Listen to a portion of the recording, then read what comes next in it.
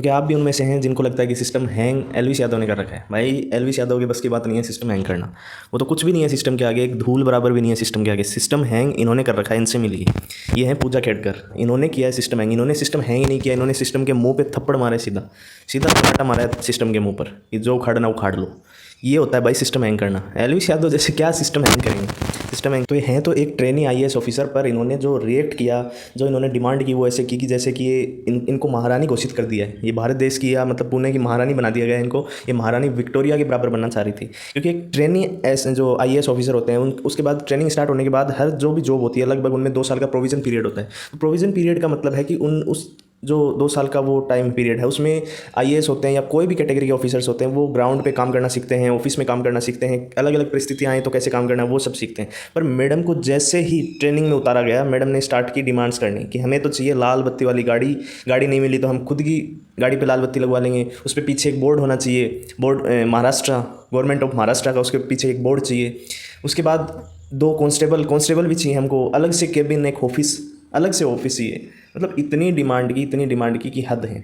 दूसरी चीज़ कि खुद का जो होम टाउन था वहीं इनको पोस्टिंग मिली। सबसे बड़ी बात देखो, किसी भी आईएएस ऑफिसर को नहीं मिल सकती, वो भी ट्रेनिंग के टाइम में तो बिल्कुल नहीं, क्योंकि उससे मतलब कितना बड़ा रिस्क होता है। मतलब कि एक एसआई है, एक आईएएस ऑफिसर है, पुलिस सर्विस और ये जो सिविल सर्विस है, इनमें जो खुद का जो एरिया है वहाँ पे पोस्टिंग नहीं मिलती, क्योंकि वहाँ पे बाद में गड़बड़ा सकता है जो प्रशासनिक वो जो व्यक्ति है वो अपने निजी स्वार्थ के लिए काम करेगा, क्योंकि उसके निजी, मान लीजिए एक पुलिस अधिकारी को पोस्टेड कर दिया खुद के एरिया में, या फिर एक आईएएस अधिकारी है उसको, एसडीएम है उसको पोस्टेड कर दिया अपने एरिया में, तो वो क्या करेगा? सबसे पहले जो उसके या उसके परिवार के साथ किसी के द्वेष थे, लड़ाइयाँ थी, वो उनसे बदला निकालेगा। और उसके पास मतलब इतना प्रशासनिक इतने साधन संसाधन हैं कि वो उनसे आराम से बदला निकाल सकता है।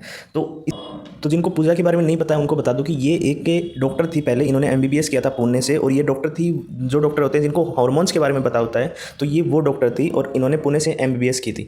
उसके बाद इन्होंने आईएएस जो यूपीएससी एग्जाम है वो काफ़ी बार दिए। तो वैसे जो 2019 में यूपीएससी दिया था उसमें भी ये सिलेक्टेड हैं आईआरएस की पोस्ट पर इनकी ज्वाइनिंग नहीं हुई थी। ये जो ओबीसी वाला इशू चल रहा है ये उसमें भी इसकी वजह से इनकी जो ज्वाइनिंग थी वो पेंडिंग चल रही थी।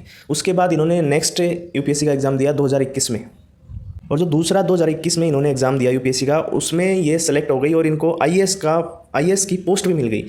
क्यों? क्योंकि इन्होंने 2 रिजर्वेशन कैटेगरीज के अंदर मतलब अप्लाई किया था फॉर्म को। एक तो किया था ओबीसी में भी क्रीमी लेयर और नॉन क्रीमी लेयर 2 होती हैं। क्रीमी लेयर मतलब जिसकी फैमिली की इनकम 8 लाख से ऊपर है, एनुअल साल की जो इनकम है वो 8 लाख से ऊपर है, और या फिर जिसके माता पिता हैं वो ग्रेड ए या ग्रेड बी में पोस्टेड हैं, ऑफिसर्स हैं, तो उनको आरक्षण नहीं मिलता ओबीसी में, वो क्रीमी लेयर में आ जाते हैं। और ओबीसी में नॉन क्रीमी लेयर्स में जितने कैंडिडेट आते हैं उनको आरक्षण मिलता है। तो इन्होंने जो ओबीसी नॉन क्रीमी लेयर का सर्टिफिकेट लगाकर उसके अंतर्गत इनको आरक्षण मिला, पेपर में छूट मिली। इन्होंने कहा कि मेरी फैमिली की जो इनकम है वो 8 लाख से कम है, तो ये सब चीज़ें इन्होंने दिखाई। दूसरा जो रिजर्वेशन था जिसके अंडर इन्होंने भरा वो था PWBD, person with benchmark disabilities, और डिसेबिलिटीज़ कैटेगरी के अंदर भी इनको लेवल 5 का रिजर्वेशन मिला। लेवल 5 का सबसे ज़्यादा जो रिजर्वेशन होता है वो मिलता है, क्योंकि उसमें होती है मल्टीपल डिसेबिलिटीज़। इन्होंने एक तो दिखाया कि मेरी जो आइज़ हैं, जो विजन है वो कम है, सही से मेरी आंखें देख नहीं पाती हैं। दूसरी चीज़ की इन्होंने कहा कि मैं मेंटली इल हूँ, मतलब दिमागी तौर पर मैं इल हूँ।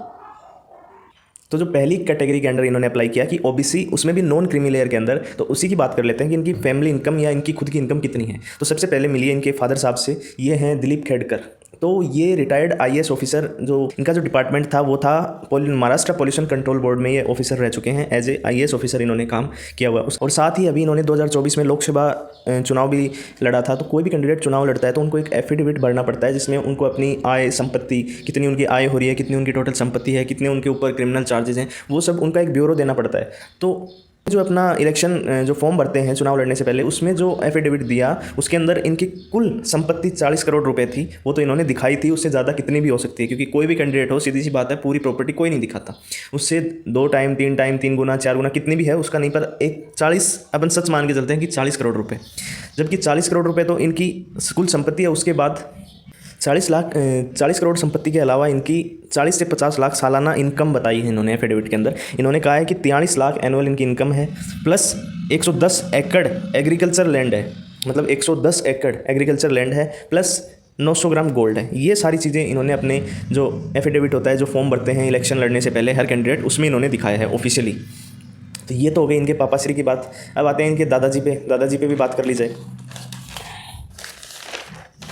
तो ये है श्री जगन्नाथ जी, और ये भी भारतीय सरकार में ये भी भारत सरकार के अंडर एक सीनियर ब्यूरोक्रेट के तौर पर रिटायर्ड हो चुके हैं। तो ये तो है नहीं कि नॉन क्रीमी लेयर के अंदर आते हैं, ना इनके पिताश्री हैं, वो तो बिल्कुल ही नॉन क्रीमी लेयर के अंदर नहीं आते। और सबसे इंपॉर्टेंट, इनकी माताजी से मिलिए, एक दबंग लेडी जिनका नाम है मनोरमा खेड़कर। ये इनका हाल ही में एक वीडियो भी वायरल हो रहा है, जिसके बारे में हम ज़्यादा चर्चा नहीं करेंगे, फिर भी एक मोटा मोटी उसके बारे में जान लेते हैं कि ये वीडियो में दिख रही हैं कि ये किसी गांव में जाकर किसी किसान को धमका रही हैं, वो भी गन पॉइंट के अंदर। अपने 2 गार्ड के साथ आई हुई हैं गाड़ी में, अपने खुद के पर्सनल जो गार्ड्स हैं उनके साथ, प्लस खुद के हाथ में गन है, और गन पॉइंट पे सामने वाले को धमकाया जा रहा है। इनके गाँव वालों ने इनके ऊपर आरोप भी लगाए हैं कि मतलब ये किसानों की ज़मीन है, वो हथियाने का काम करते हैं या धमकियाँ देते हैं, कुछ ऐसा जिससे हमें कोई लेना देना नहीं है। बता दें कि ये भी सरपंच, अभी फिलहाल सरपंच हैं भालगांव विलेज से, जहाँ से जिस इलाके से इनके पतिदेव ने वो जो लोकसभा इलेक्शन लड़ा था, वहीं से ये भी सरपंच हैं किसी गांव से।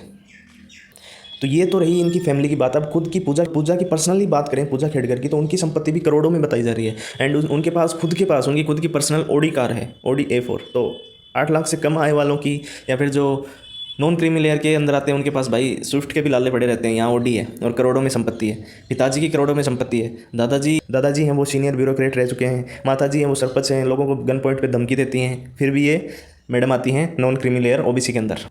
तो यही है भाई सिस्टम। जो सिस्टम की बात करते हैं, जो बोलते हैं कि एल्विस पाई का सिस्टम है, सिस्टम के नीचे रहना पड़ेगा, वो कुछ सिस्टम नहीं है भाई, वो धूल भी नहीं है। सिस्टम है ये असली सिस्टम, जिनके नीचे सिस्टम रहता है। ये है सिस्टम नहीं, इनके नीचे पूरा सिस्टम रहता है। वो तो सिस्टम है, इनके नीचे वो सारा सिस्टम रहता है।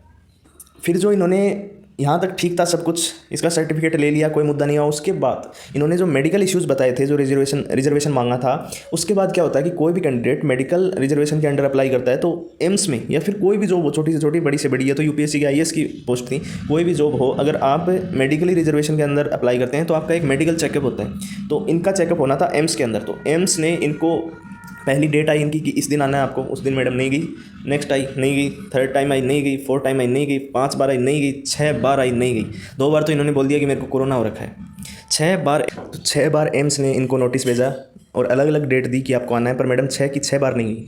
देख रहे हो सिस्टम, ये है भाई सिस्टम।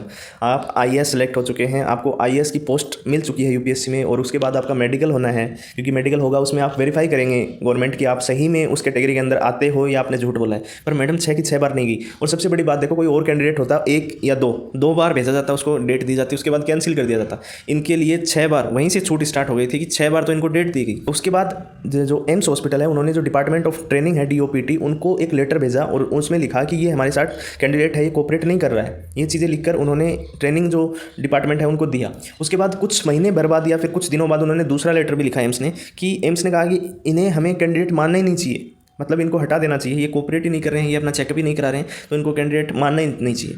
उसके बाद पूजा जी ने क्या किया, पूजा जी अपना केस लेकर गई कैट के पास। ये सेंट्रल एडमिनिस्ट्रेटिव ट्रिब्यूनल, ये एक ऐसी संस्था है कि अगर कोई भी कैंडिडेट है, उसकी सिलेक्शन प्रोसेस में कोई भी डिस्प्यूट चल रहा है, तो उसका मतलब सेटलमेंट करते हैं ये लोग, कि मतलब क्या सही है क्या गलत है। ये एक ऐसी गवर्नमेंट बॉडी है। तो इनके पास, कैट के पास ये लेकर गई अपना केस, और इनके वकील ने कैट को कहा कि ये MRI स्कैन नहीं करा सकती एम्स में, कि एम्स में इनका MRI होना था, जिससे कि आंखों का पता चल सके कि वो विजिबिलिटी सही में नहीं है या फिर है। इनके वकील ने कैट को बताया कि ये एक बीमारी होती है जिसका नाम होता है क्लेस्ट्रोफोबिया, उसकी शिकार है, तो ये MRI स्कैन नहीं करा सकती। मतलब मैं बता दूं कि एक ऐसी बीमारी है, ऐसा डर है कि इंसान किसी भी ऐसी अकेली जगह पर जाता है तो उसको अजीब सा महसूस होने लगता है, डर महसूस होने लगता है। तो ये रीज़न दिया इन्होंने MRI नहीं कराने का, पर कैट ने इनकी बात को खारिज कर दिया, रिजेक्ट कर दिया और इन्वेस्टिगेशन स्टार्ट कर दी। तो कैट ने इनकी बात नहीं मानी, पर मैडम अब भी कहाँ रुकने वाली थी, क्योंकि मैडम ने एल्विस की बात को सीरियसली ले लिया था कि एल्विस कहता है कि सिस्टम के अंदर रहना पड़ेगा, सिस्टम के अंडर रहना पड़ेगा। इसने कहा सिस्टम की ऐसी की तैसी, सिस्टम अपने नीचे रहेगा। तो ये पहुंची बॉम्बे हाई कोर्ट, और वहाँ कुछ ऐसा हुआ कि बॉम्बे हाई कोर्ट ने इनके पक्ष में फैसला सुनाया, और उन्होंने कहा कि जो कैट की इन्वेस्टिगेशन चल रही है उसको बंद करो, और पूजा को MRI कराने की ज़रूरत नहीं है, कोई भी अन्य तरीके से आप इनका मेडिकल चेकअप कर सकते हो।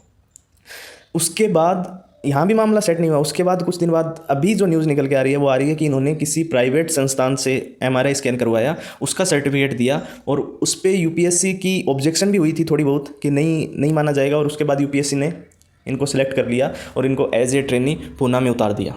तो देख रहे हो भाई, सिस्टम पूरा अंडर है, सिस्टम के मुंह पे तमाचा मारा है सीधा। तो ये होता है भाई सिस्टम को अपने कंट्रोल में लेना। अब तक क्या था कि मैडम को पूना के डिस्ट्रिक्ट कलेक्ट्रेट में ज्वाइनिंग मिल चुकी थी, एज ए ट्रेनिंग वो वहाँ पे उतारी जा चुकी थी। अब इनको क्या करना था, 2 साल का प्रोविज़न पीरियड था वो पूरा करना था। ये आईएएस ऑफिसर बन चुकी थी, यहाँ तक कोई गड़बड़ नहीं थी। जो होना था, जो मैडम ने सिस्टम को अंडर करना था ये कर चुकी थी अपने दम पर। अपनी फैमिली के जो जान पहचान है, पापा जी हैं, उनके दम पर इन्होंने पूरे सिस्टम को अपने कब्जे में ले लिया था, अपने अंडर ले लिया था, पूरी धज्जियाँ उड़ाती थी सिस्टम की। बाकी अब भी इन पर कोई आँच नहीं आई थी। अब स्टार्ट होती है मैडम की डिमांड्स। अब डिमांड्स भी छोटी मोटी नहीं, डिमांड्स भी अच्छी खासी। अब यहीं आकर इन्होंने मार खाई। रावण ने क्यों मार खाई? रावण एक सबसे बड़ा विद्वान था, सबसे बड़ा पंडित था, सबसे धनी व्यक्ति था, सोने की लंका थी जिसके पास, साक्षात शिव भगवान का उनको आशीर्वाद था। फिर भी रावण ने मात क्यों खाई? क्योंकि अहंकार, गुरूर, अहंकार, मैं मैं ही हूँ, वो चीज़ इनमें भी आई। अब इन्होंने सोचा कि कौन क्या बिगाड़ सकता है, बन गए अब तो आईएएस।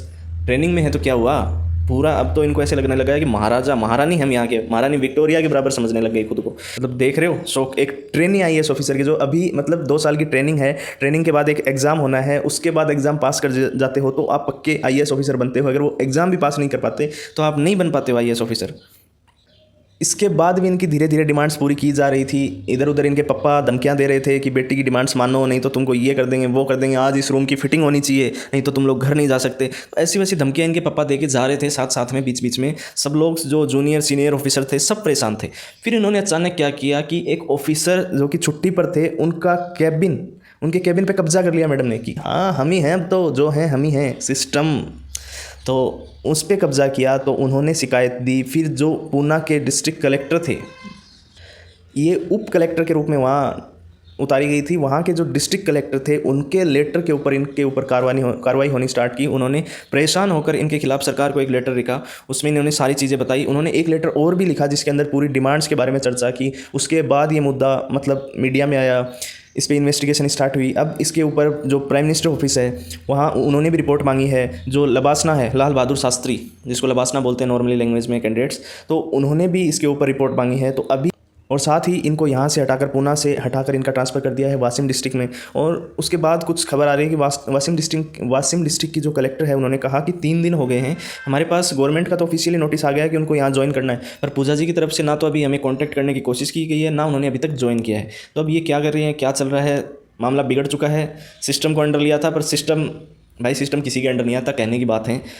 कुछ दिन कुछ समय के लिए आप सिस्टम को अंडर कर सकते हो, अपने नीचे दबा सकते हो, पर रियल में सिस्टम अंडर किसी के नहीं आता।